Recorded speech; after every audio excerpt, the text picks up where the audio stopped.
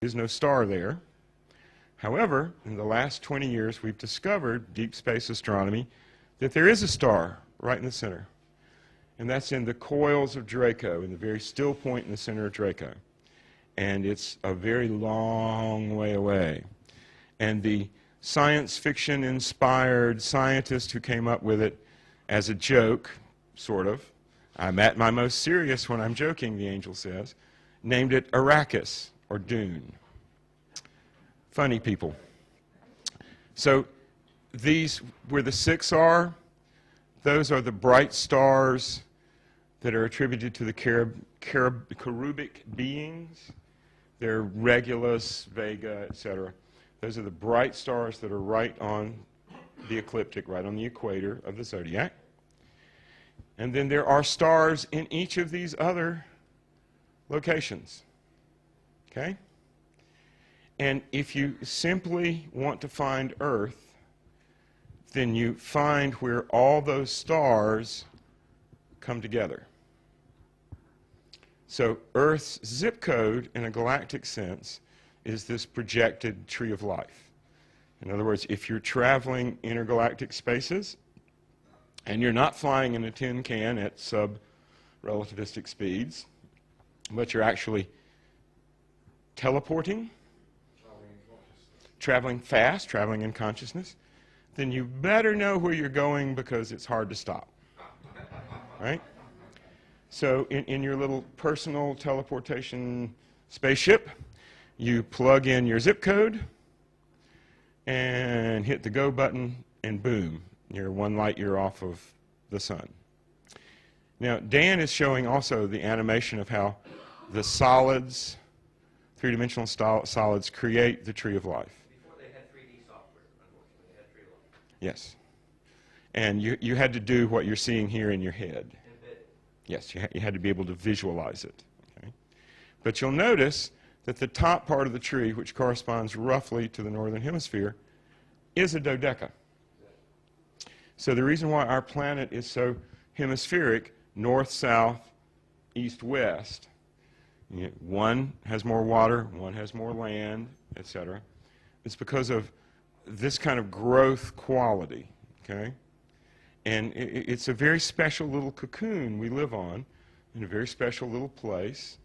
And because we have all of these subtle geometries that we now read as ley lines, and because once upon a time we were smart enough to intuitively understand all this, and perhaps once upon a time, if you wouldn't stood in the right spot, you had access to the control panel of Spaceship Earth, and you could just simply pop over to the next star system.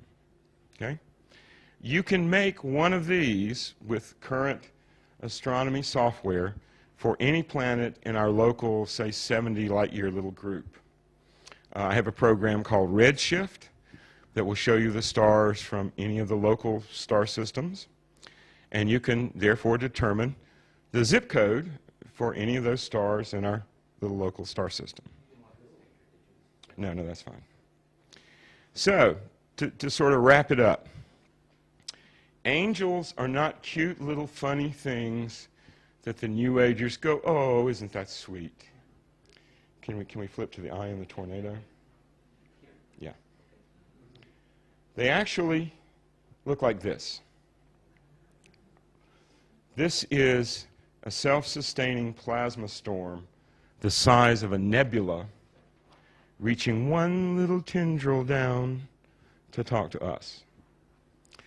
If all the fuzzy, warm people who go, oh, I want my own little angel, could actually see an angel, they would run screaming from the space. Okay? Angels are huge, self-organizing plasma creatures that are enormous. They're the size of nebula. And they're eternal. If you get your plasma organized into this kind of tornado, you never die. So the whole goal of what the Ophanim and the angelic beings were doing is they were giving us a language, first of all, to communicate with them so that they could teach us how to steer the tornado. Okay, click to the explosion. Yeah, this one. Now, 2012, whether or not we're actually on the trough or the front of the superwave, it's going to be something like this. An enormous amount of energy and plasma coming out of the center of the galaxy, and it's not going to have a good effect on us unless we've actually been able to learn to talk to these large, organized, angelic beings who will then give us instructions about how we take care of or transmute these frail little meat sacks we live in into something that can actually survive the tornado. Now, with that in mind, Dan and I are proposing a Calling All Angels project between now and 2012. At the moment,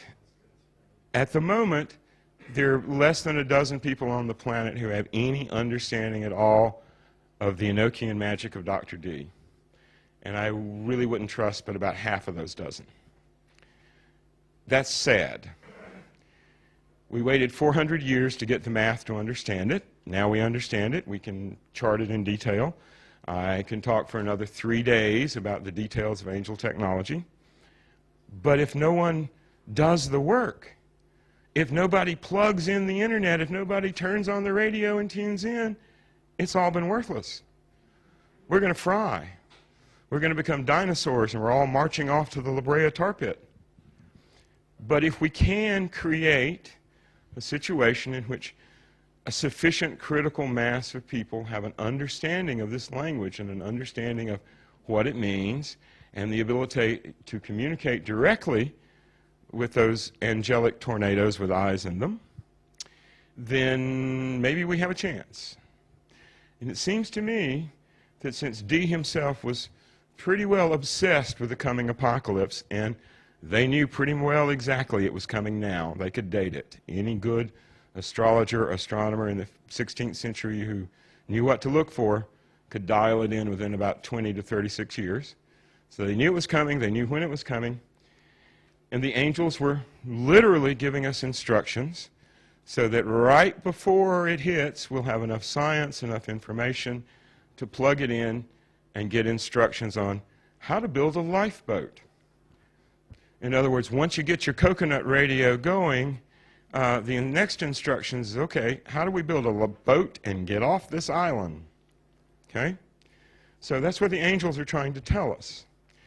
It's not enough to turn lead into gold. That's fun. That demonstrates the principle. We have to turn time, the time, into gold. And that was the goal of the Rosicrucians. That's the goal of everybody for the last 420 years. Let's change the time from the age of iron in the Kali Yuga to the age of gold. And what that literally means is that we have to become just as self-similar, as fractal, the same turning inside out as gold itself. And we have to do it as a community, as a planet. We're screwed if 6 people who are somewhat crazy are the only ones who know how to do this.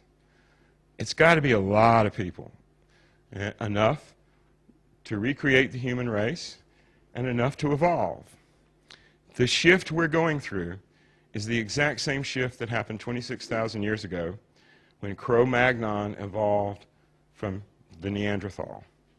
And in a few generations, your kids will look back on us and go, oh, those Neanderthals. Oh, those cavemen. I can't believe all those little electronic toys they played with. Didn't they understand you could just do it with your mind? Okay?